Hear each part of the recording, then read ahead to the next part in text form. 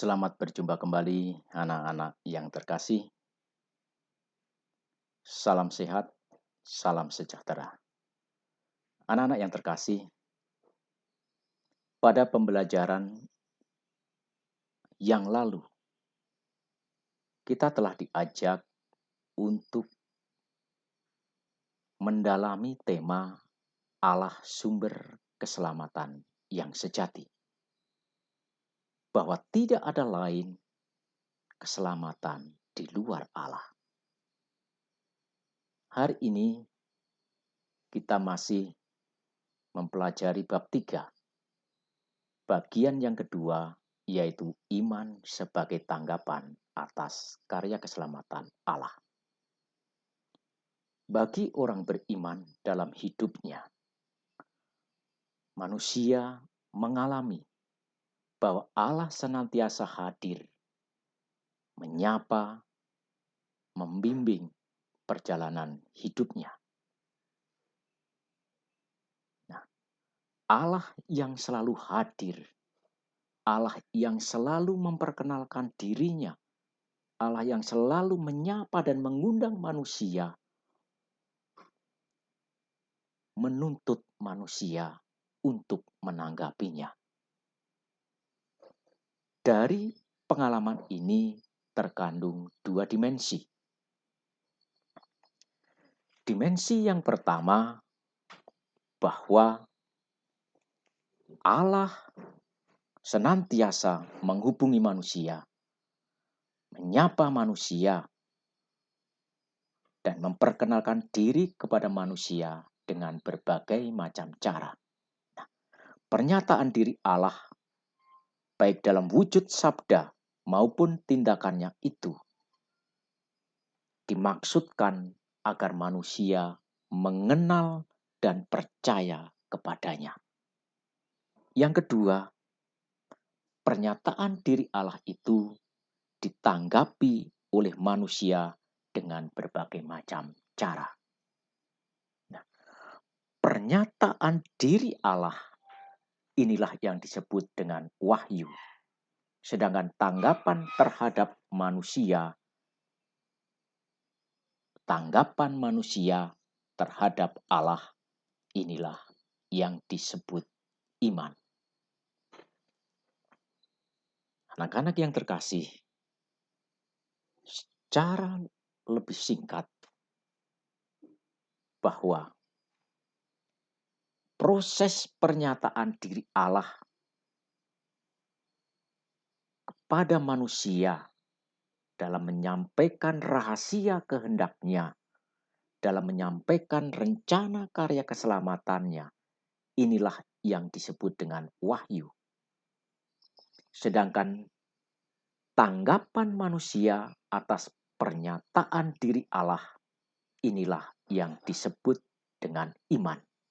Nah, wahyu dan iman merupakan dua hal yang tidak terpisahkan. Bagaikan sekeping mata uang logam yang kedua sisinya tidak dipisahkan. Wahyu dan iman saling berkaitan erat satu dengan yang lainnya. Nah, maka untuk memahami secara mendalam tentang hidup beriman, mari kita juga berusaha untuk memahami hakikat wahyu. Anak-anak yang terkasih, Bapak akan menyampaikan dua kutipan berkaitan dengan hakikat wahyu. Kutipan yang pertama diambil dari Katekismus Gereja Katolik bagian 65. Mari kita bersama-sama kita dengarkan bagaimana kutipan tersebut.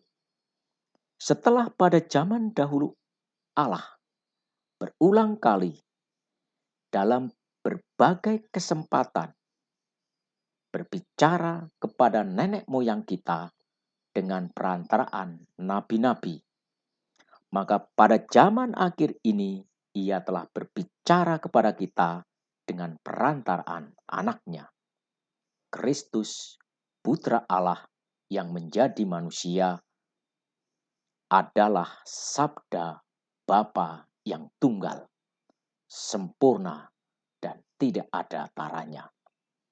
Dalam Dia Allah mengatakan segala-galanya, dan tidak akan ada perkataan lain lagi. Ini yang disampaikan dalam Katekismus Gereja Katolik bagian 65. Mari sekarang kita simak apa yang tertulis dalam dokumen Konsili Vatikan kedua tentang Dei Verbum artikel 2. Dalam kebaikan dan kebijaksanaannya, Allah berkenan mewahyukan dirinya dan memaklumkan rahasia kehendak-Nya.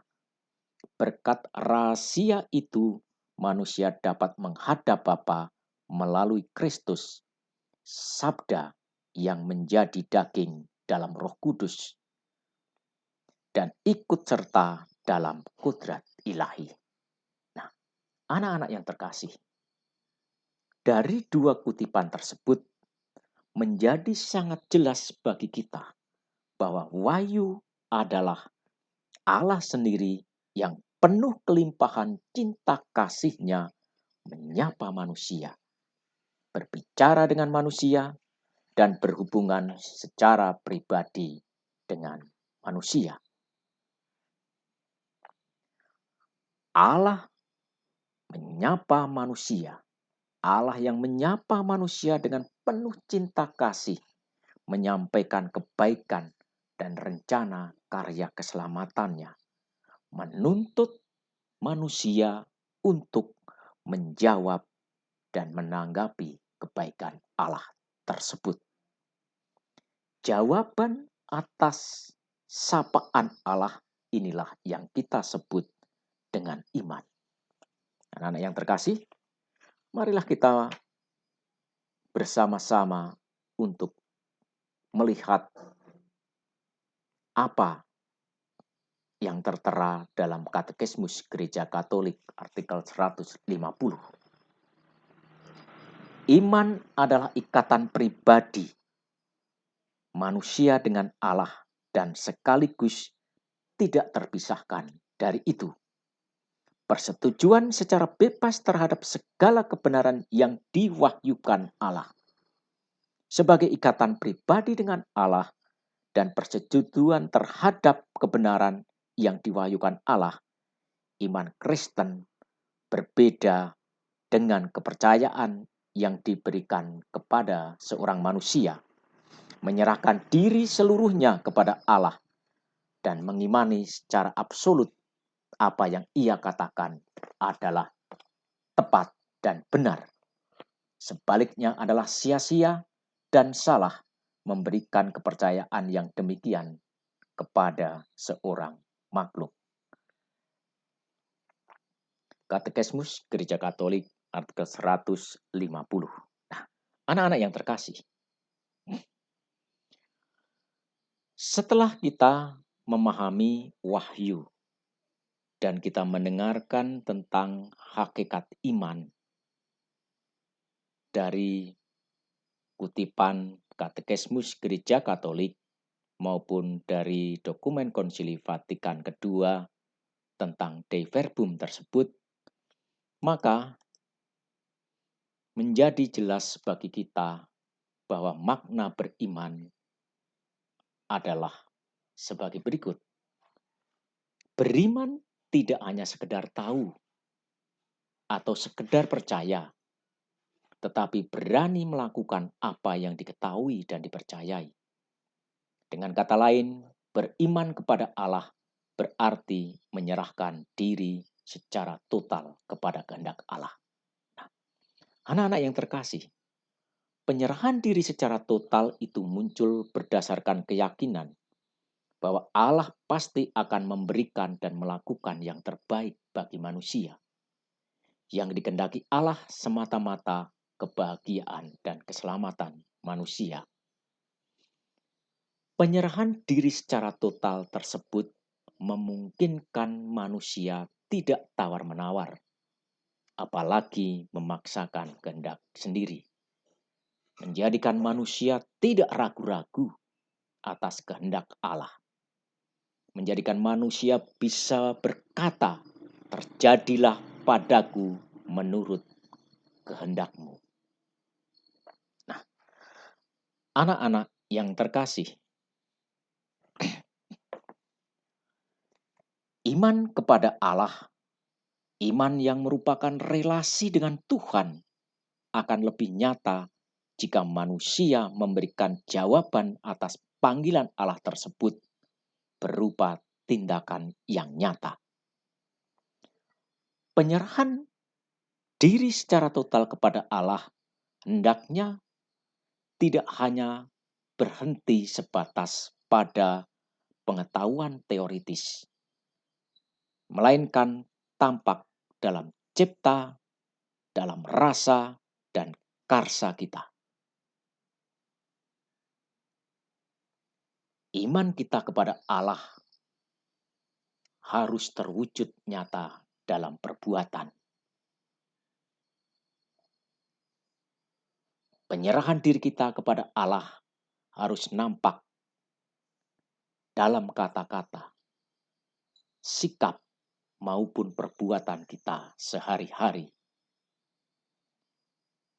Hal ini selaras dengan apa yang disampaikan oleh Santo Yakobus yang menyatakan bahwa iman perlu diwujudkan dalam perbuatan. Sebab iman tanpa perbuatan pada hakikatnya adalah sia-sia atau mati. Maka orang dapat disebut betul-betul beriman apabila ia sungguh-sungguh menghayati imannya dan mewujudkan imannya dalam hidup sehari-hari. Ada beberapa cara yang bisa kita laksanakan dalam mewujudkan iman kita dalam kehidupan sehari-hari. Melakukan perbuatan baik yang berkenan kepada Allah. Kita bisa mencintai sesama sepenuh hati, termasuk kita juga mencintai mereka yang membenci kita. Kita bisa berbela rasa pada mereka yang lemah, pada yang miskin, pada yang menderita, dan bela rasa kepada mereka yang tidak berdaya. Bela rasa kepada mereka yang dalam hidupnya terpinggirkan. Tindakan-tindakan konkret yang kita lakukan ini adalah sebagai perwujudan dari iman kita. Anak-anak yang terkasih,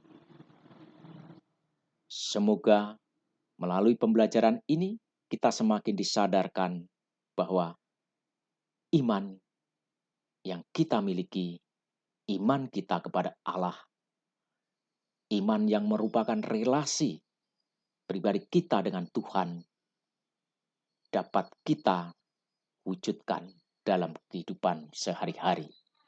Semoga kehadiran kita senantiasa membawa kedamaian, membawa berkat bagi siapapun yang kita jumpai. Terima kasih, Tuhan memberkati.